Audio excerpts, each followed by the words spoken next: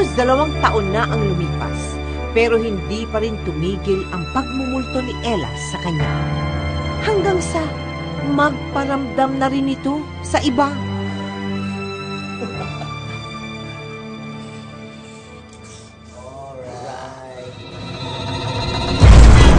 Nandiyan ka pa rin? Ano ba talagang gusto mo? Bakit mo ko sinusundan?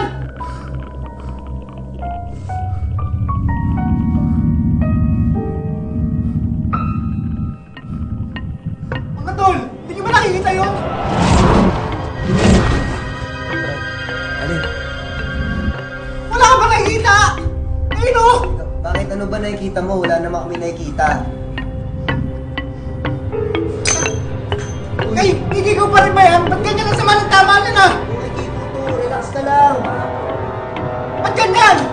May halo yata yun eh. Kung ano nung nakikita ko eh. Pinumulto na ako!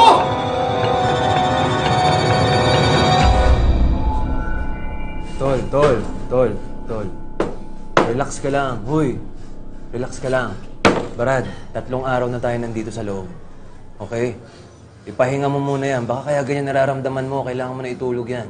Pahinga mo na. Nakakaaning ka na. Ha! Multo! Tol, bigyan yung anong una niyo. Hindi ka na.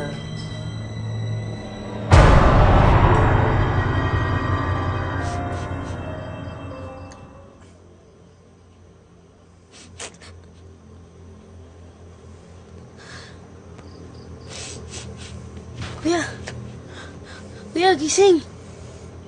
Kuya, Ano ba yan? Bakit ba? si Kakay. Kay, bakit ka umiyak? Kuya, sa ilalim. Kay, ano ba kalokohan to? Uy, Kuya, umiiyak si Ella. Hindi niyo ba siya naririnig? ano pinagkasasabi mo dyan? Huwag kang gumawa ng kwento. Huwag ka namang manakot, Kakay. Totoo, Kuya. Patay na si Ella. May pumatay sa kanya. Hindi niyo ba siya naririnig? Galit na galit siya, Kuya. Sumisigaw siya. Sinisigaw niya yung pangalan ng taong pumatay sa kanya. Sinabi niya kung sino pumatay sa kanya? Sino? Sino sinabi niya? Tay! Tay! Tay! Tay! Tay! Ah! Ano ba? Ang lakas ng ungol mo ah.